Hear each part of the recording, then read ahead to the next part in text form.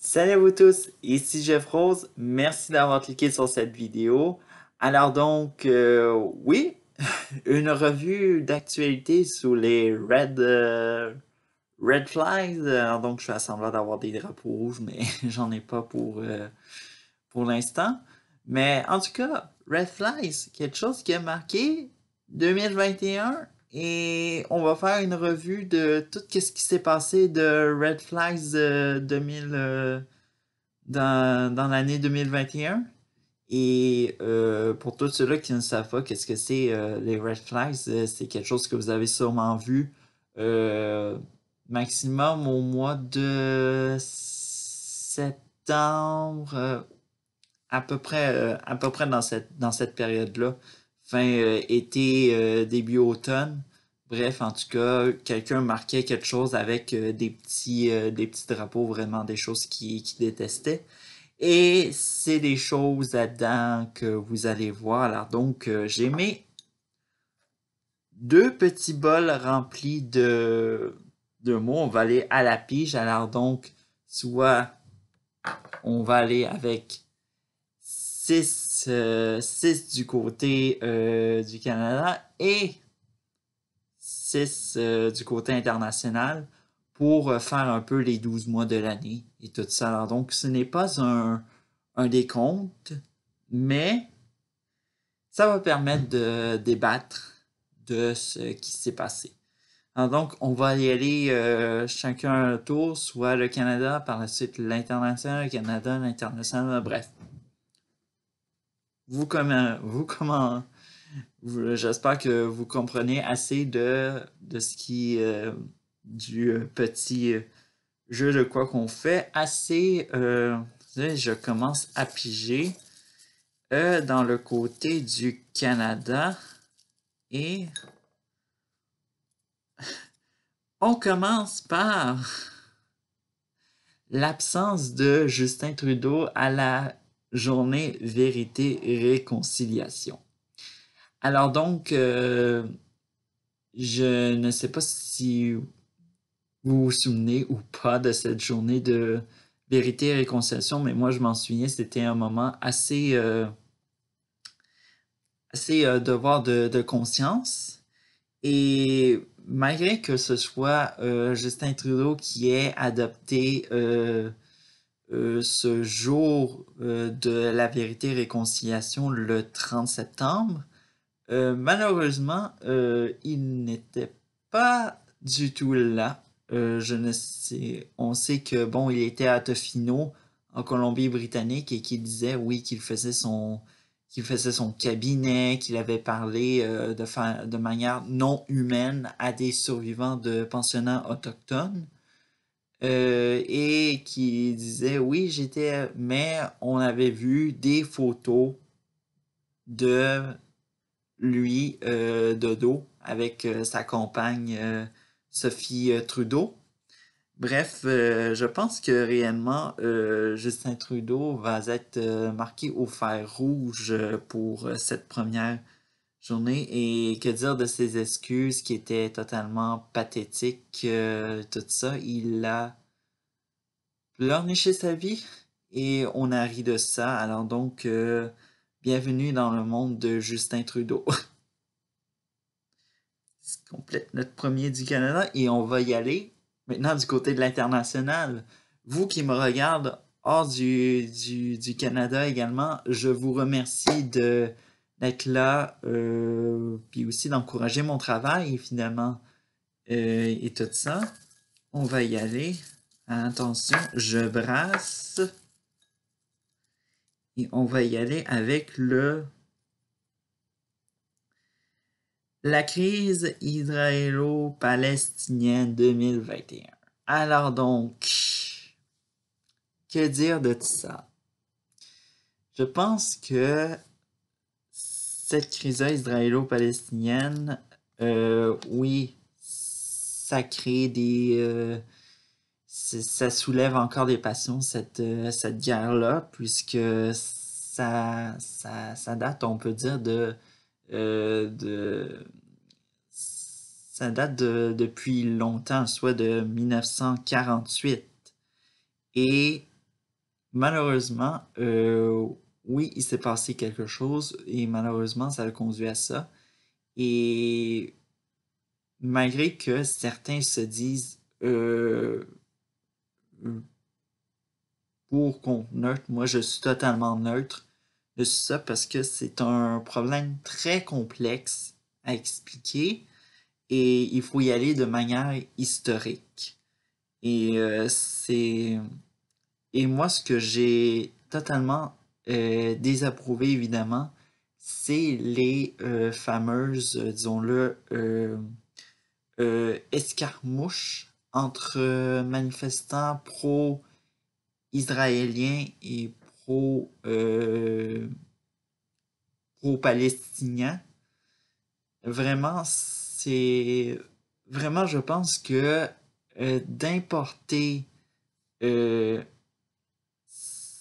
cette guerre d'Israël jusqu'à les grandes villes, que ce soit Toronto, Montréal, nommez-moi n'importe quelle ville à travers le monde et tout ça, ça ne fait que finir en foutu bordel. Et on l'a vu un petit peu à travers le monde, des escarmouches de même. Et bref, je pense que, évidemment, les pro-sionistes, évidemment, je pense que aussi ça a affecté également la politique canadienne, hein.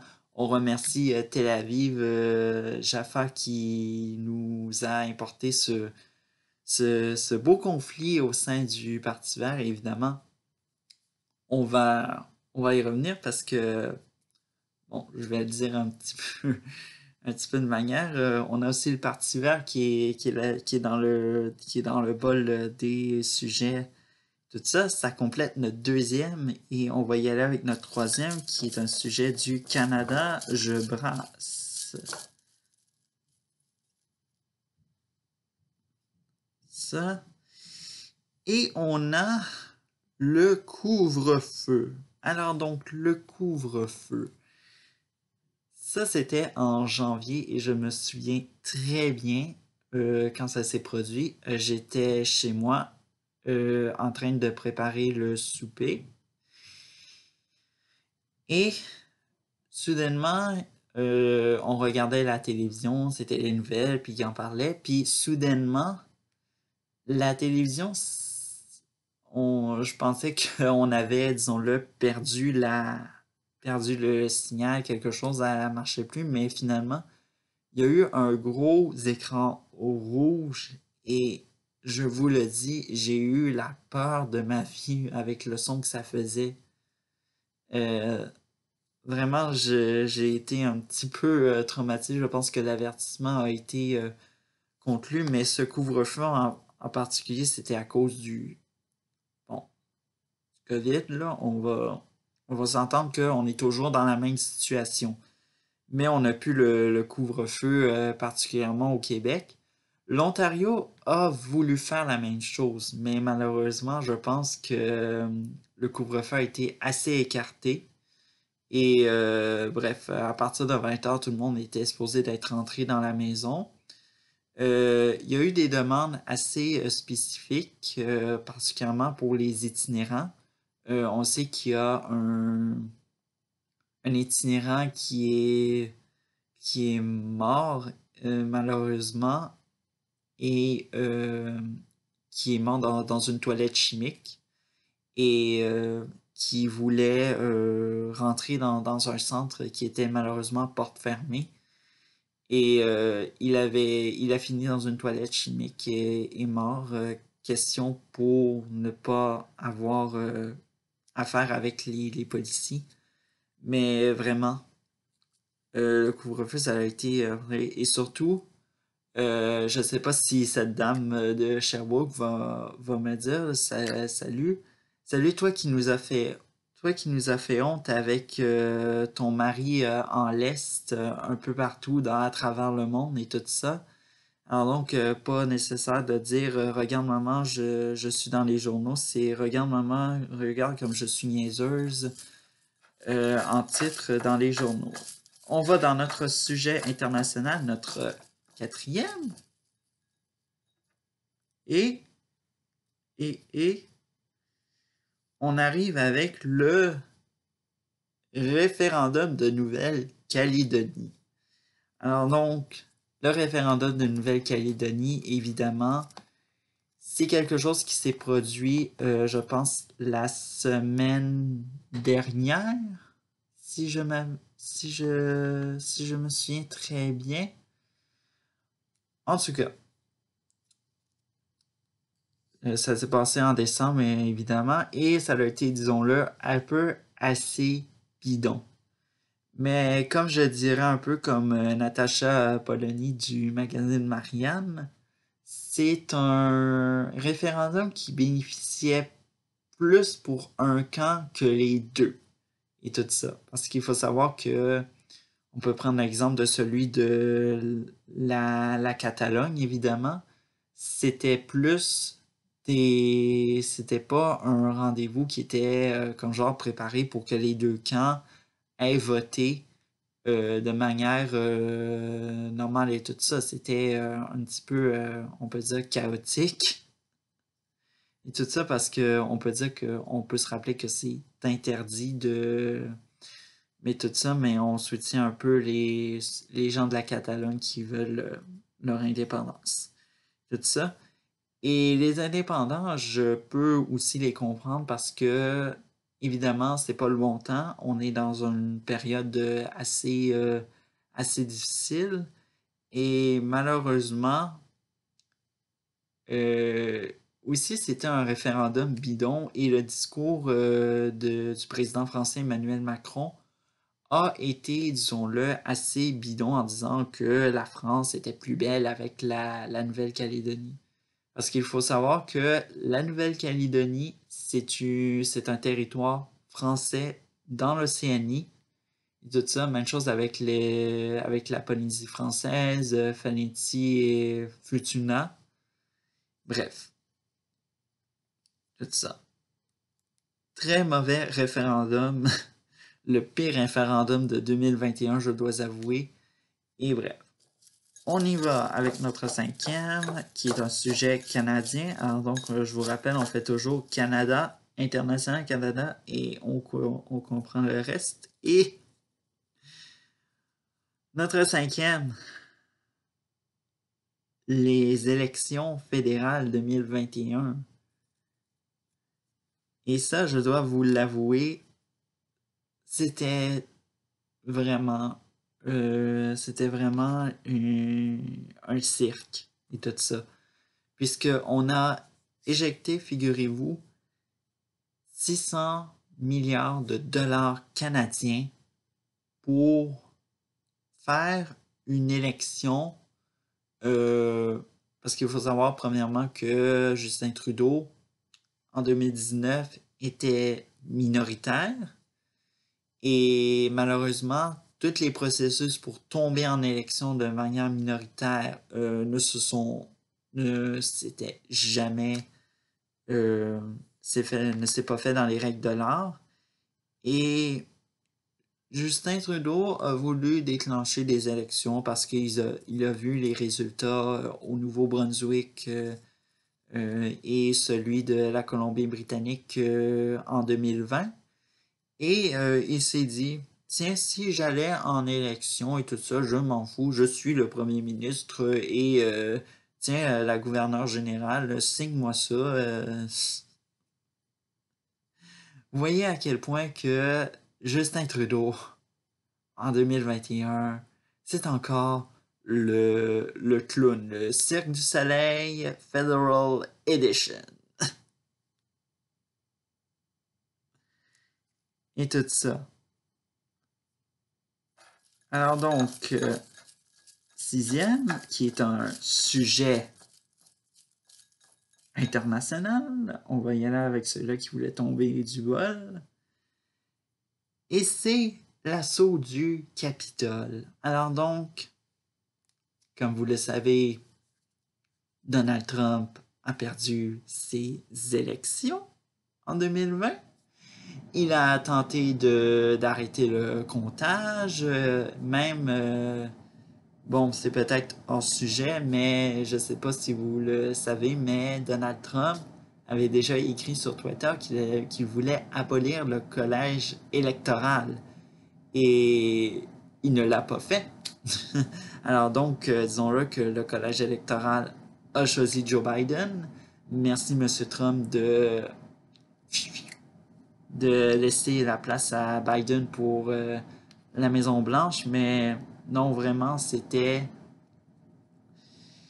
euh, un moment assez, disons-le, euh, horrible, parce que il faut savoir que euh, non seulement c'était une tempête assez parfaite, disons-le, le mouvement QAnon était là, les Trumpistes étaient là, alors donc, disons-le, c'était la tempête assez parfaite et c'est le résultat chaotique de toute cette ère de Trump et tout ça. Et il faut savoir que, également, je vous invite à voir une vidéo de Arthur qui fait des vidéos sur les États-Unis.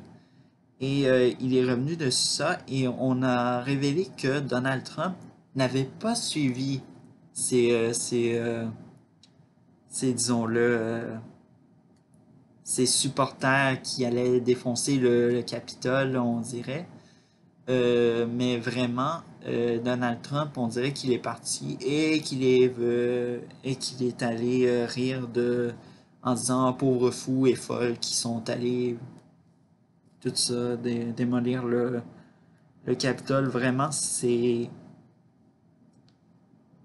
un vrai bordel, ce Donald Trump-là. Alors donc, un sujet du Canada. Alors donc, je ne sais pas si vous voyez à quel point j'ai de la grâce pour brasser un si petit bol. Mais bref.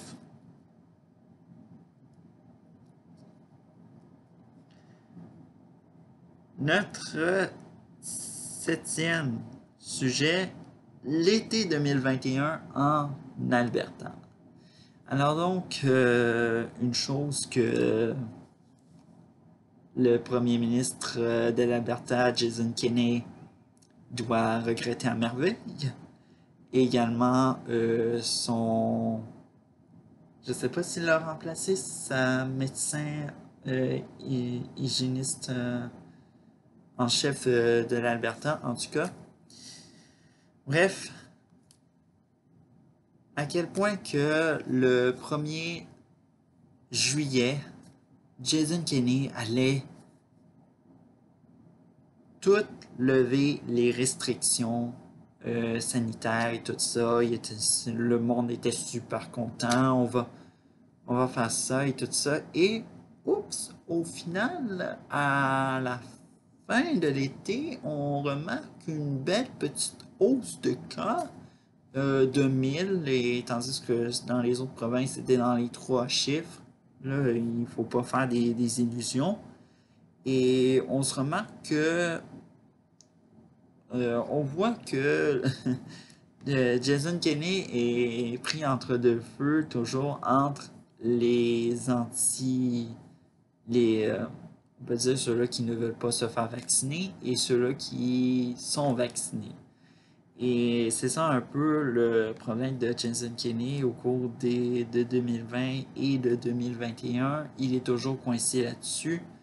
Et je pense que vraiment, l'été 2021 en Alberta, ça a été finalement tout un bordel et tout ça parce que non seulement il y a eu une hausse de cas, mais les réseaux hospitaliers débordaient au gros final et on a dû déplacer euh, des patients jusqu'en Ontario, figurez-vous.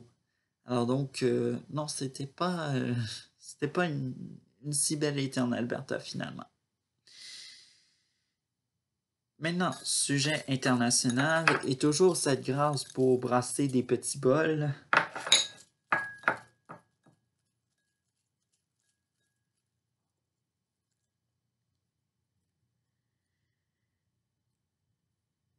Alors donc, sujet un peu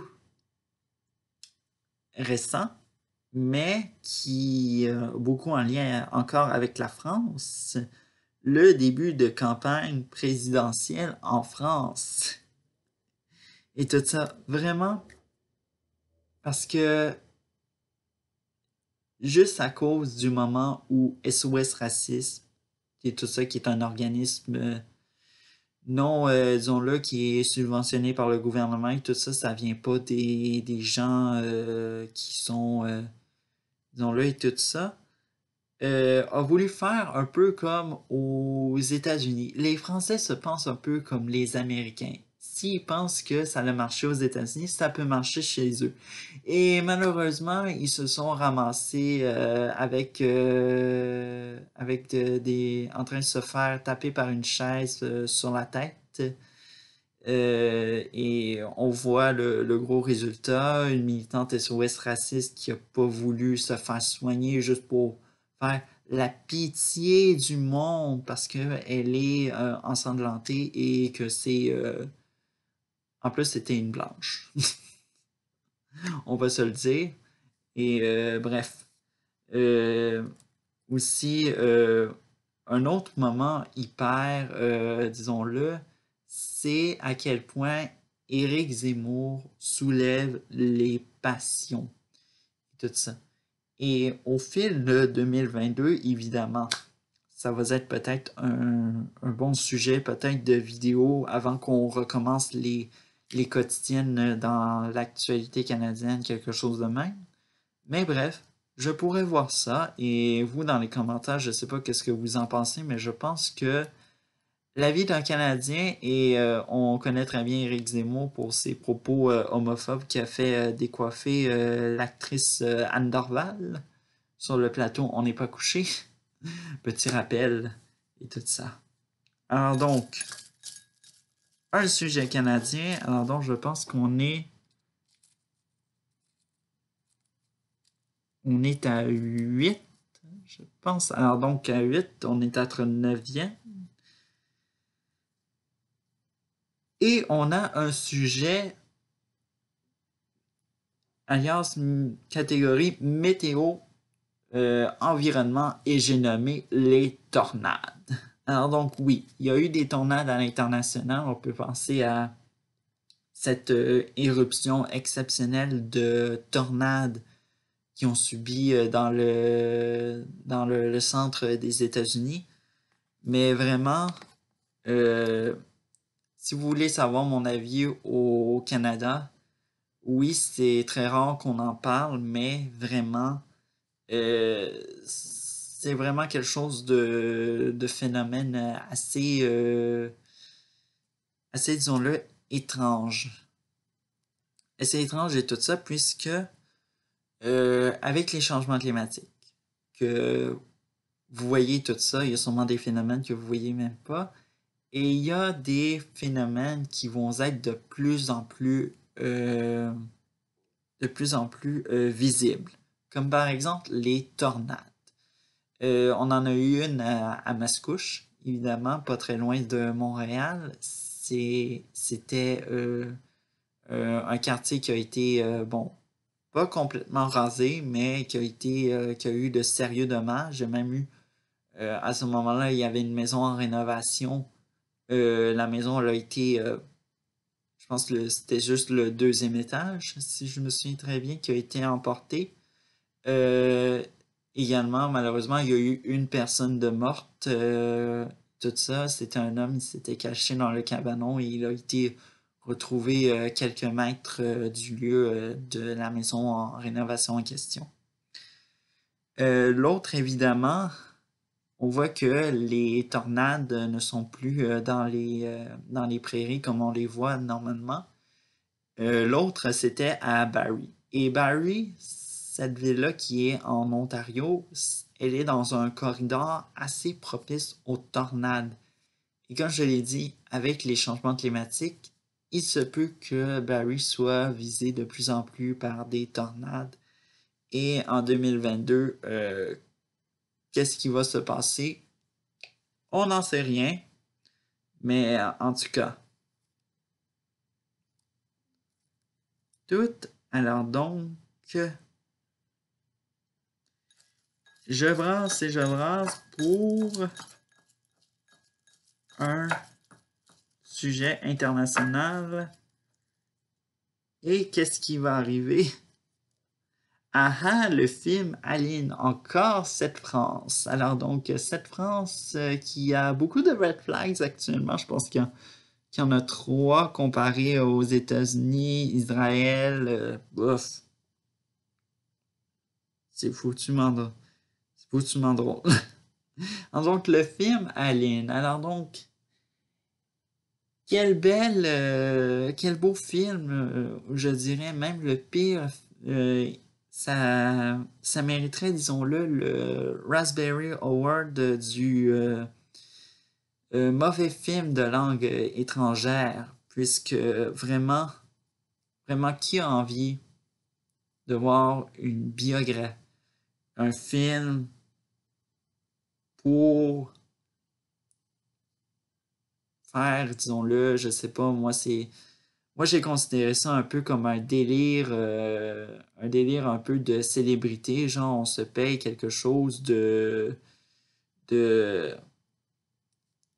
juste pour se faire plaisir, puis pour Valérie Lemercier, ça a été d'investir ça dans un film pour nous faire dépenser de l'argent qui va aller à elle.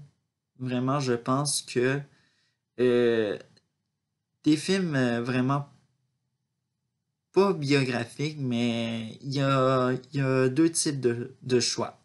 Soit ton film est pas sérieux ou soit c'est une parodie. Et malheureusement, dans mon baromètre entre ces 2 mots, totalement, c'est une parodie et vraiment, euh, je pense que si Valérie Mercier le dit tant si bien que j'espère que Céline va aller voir mon film et que tu as appris que Céline Dion ne peut pas se déplacer à Las Vegas librement. Je pense que tu as un problème dans ta tête, Valérie Mercier. Bref, ça termine parce que là, on peut dire ce film-là me saoulait, comme diraient les Français. Et on y va avec le dernier sujet canadien et tout ça. Alors donc, j'espère que vous êtes prêts parce qu'on a notre dernier sujet international qui va s'en venir. Et c'est le Parti vert et tout ça. Alors donc, le Parti vert, comme j'ai expliqué, le conflit israélo-palestinien 2021.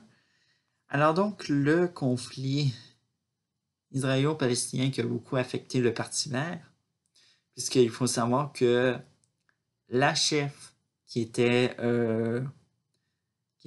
autrefois aux commandes et qui n'est plus aux commandes, Anami Paul, qui est juive, avait un conseiller, disons-le, assez pro-sionisme et qui a forcé une Jenica Atwin, qui était première députée hors de la Colombie-Britannique pour le Parti vert. C'était un peu la fierté. Mais malheureusement, Madame Atwin, disons-le, a été vue un peu comme la nuisance pour le conseiller de Madame Paul.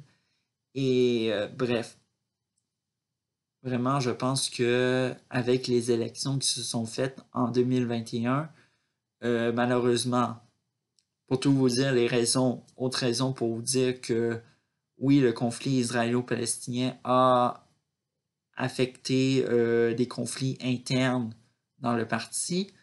Il n'y avait pas assez de candidats dans toutes les circonscriptions. Même je pense que Annemie Paul n'est pas littéralement à la hauteur de ce que pourrait faire Elisabeth May et tout ça, parce qu'il faut savoir que Elisabeth May, dans l'histoire du Parti vert, a mis les bouchées doubles pour qu'il y ait un candidat dans chaque circonscription au Canada. Et bref, vraiment, je suis hyper déçu. Et bref. Alors donc, notre dernier sujet international, on en a un qui veut encore sortir du bol et on va le prendre.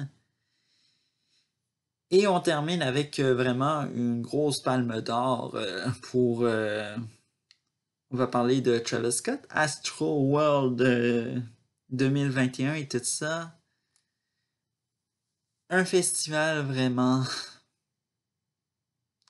On ne sait pas... On ne sait vraiment pas qu'est-ce qui s'est passé dans la tête de Travis Scott pour encore faire vraiment du... On peut plus appeler ça des erreurs de tweet et tout ça, c'est vraiment du trouble à l'ordre public. Puis Travis Scott se fait réellement lui-même et proprement du trouble à l'ordre public dans ses propres festivals. J'ai déjà appris ça par le YouTuber Stevie Music Feeling, qu'il avait déjà fait ça à Lollapalooza. Ça l'avait fait la même chose. Et là, pour Astro World, en même temps, son propre festival, qui, en même temps, je pense que c'est la pire chose qui puisse arriver. Oui, il y a eu des morts, mais le plus critique, c'est que euh, les gens ont emmené des mineurs et tout ça. Il y a eu des mineurs qui sont morts là-dedans.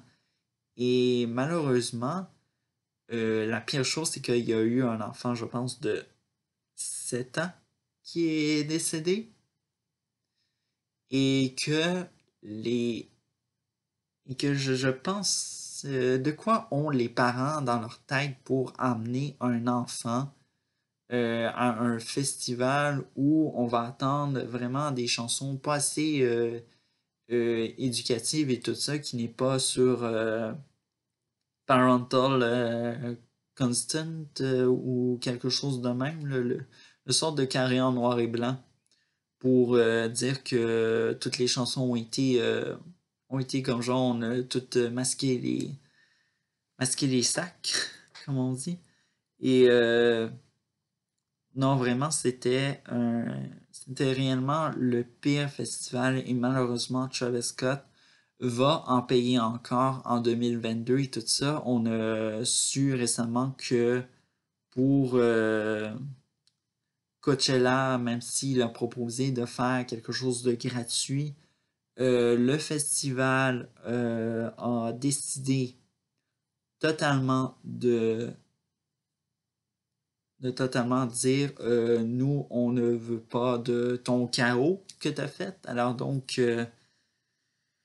vraiment, je pense que c'est la bonne chose et je pense que Travis Scott va avoir besoin de répit, pas dans le sud en faisant la fête, mais à la maison et vraiment, vraiment à la maison et vraiment se ressourcer. Bref. Alors donc, comme... Bon, ok, j'ai réussi. Je voulais savoir si j'ai pas fait de petites erreurs par-ci, par-là.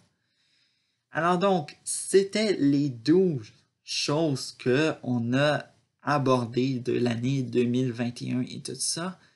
Alors donc, pour tout vous, tout savoir et tout ça, pour tous ceux-là qui ont marqué mon collier et tout ça, normalement, je dois vous avouer que je prends ça assez relax en faisant mes vidéos. J'ai fait en pyjama et tout ça. Et si vous voyez, eh bien, je suis habillé et avec des bas assez rigolos et tout ça. Et pour tout vous dire que les 28, 30 et 3 janvier 2022 et tout ça, il va y avoir 3 vidéos assez spéciales et tout ça. Alors donc, j'espère que vous serez au rendez-vous et tout ça. Et on reprend nos vidéos. Nos vidéos, c'est ça, à partir du 8 janvier. Alors donc, c'était tout pour cette revue de l'actualité de l'année 2021, je voulais dire. Et ciao pour 2022.